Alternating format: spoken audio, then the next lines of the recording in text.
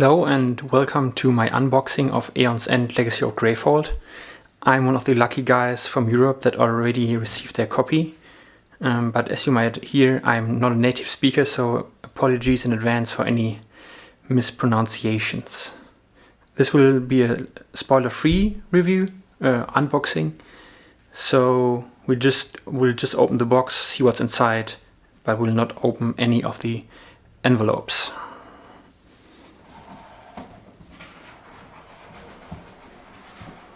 Okay, so starting off, once you open the box, you will see this sheet which says read this first.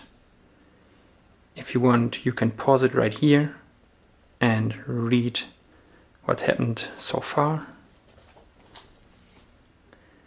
Coming up next is the rule book, including a little prologue. So this might be slightly spoilers, so if you don't want to read this right now, just don't. Then there's a few rule additions, fire tokens as explained in the preview, aether tokens, cross out, and boost and overheat, which you might already all know if you watched Rado's preview on YouTube. Then we have two narrative booklets. This one is for Aether, if you want to decide to start on the Aether side. As you might have read already down here, once you read the prologue, you have to decide which side you want to play, so either Aether or Gravehold. So this one is for Aether. This one right here is for Gravehold. And then there's also a little sticker sheet. Doesn't want to focus right now. It basically just said there was some misprinting and you can attach this sticker to the Gravehold rulebook, which I will not do right now because I'm scared of spoilers myself. Then we have this, do not open until the end of campaign, which I will definitely not do right now. Then we have this map as seen in the previews and on Kickstarter. As far as I remember and can tell, this is where all the fire tokens can go during your expedition. I'm not sure if it's an expedition, but during your campaign.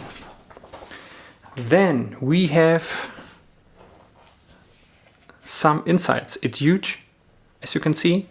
And once you open it, no, we do not open it because it's not sealed again. It's just more and more sheets, a little sneak peek inside, but to avoid spoilers I will not open anything more.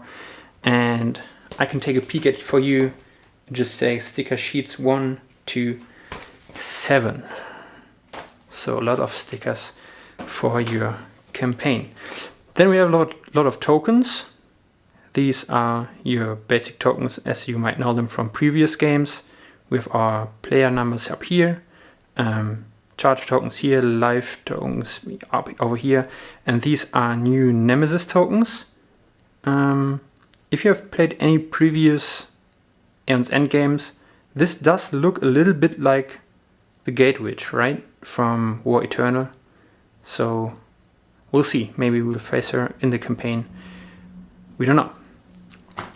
Then we have more tokens. Some power tokens, shield tokens, fire tokens, and ether tokens. Ether tokens are basically a way to give ether to another player, and then they get this token and have to use it before his or her next turn ends. And then we have some of the previous known silence tokens. Then we get to the box. We have a lot of envelopes, starting with number 1 and going all the way to number 21. But again, we will not open these today. Maybe at some other point. Then we have life dials. This is for Gravehold. This is for the Nemesis. The image is of the Bishop of Scrolls, I guess his name was, as seen on the Kickstarter campaign.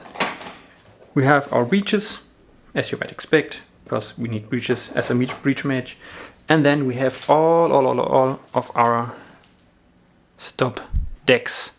This starts with AZ and 1A and ends all the way at YI. So, quite a few envelopes over here. There would have also been the Kickstarter promos in here, which I will show you right now because I opened this envelope already. But if you don't want to see it, just turn off the video right now. Okay, if you didn't, I will take this as an underlay. First of our promo cards is a gem, 4-cost gem called Telusoid Clod. I'm not sure how to pronounce that. It's a 4-cost gem, and its effect is gain 2 ether and a recall ability. You may suffer 2 damage to return this to your hand. Recall is an ability which you might know from the Kickstarter campaign, which let you activate this effect when this card is in your discard pile. Next up we have an 8-cost relic called Chronophage Coil. You have to destroy this card once you play it, and then you can shuffle any player's turn order card back into the turn order deck. Quite powerful, but as well really expensive for an 8-cost card. And then we also have a spell, 8-cost parasitic force. You may prep this to any player's open breach. Cast, deal 6 damage, and you may destroy up to 2 cards in your hand or discard pile.